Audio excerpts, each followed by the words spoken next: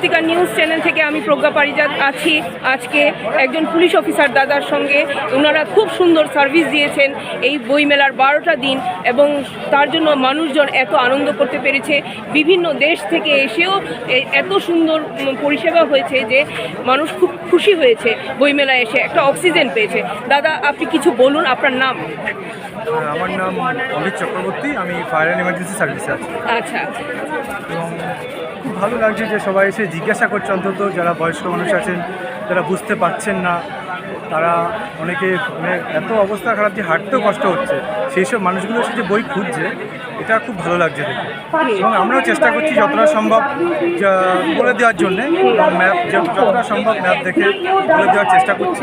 খুব ভালো লাগছে যে এত মানুষ এক জায়গায়, সে যে বই পড়ুক না কেন, যে ধর্মেরই বই পড়ুক না, হ্যাঁ আমরা হেল্প করতে পারছি, এটাও খুব ভালো লাগছে। সত্যি তাই।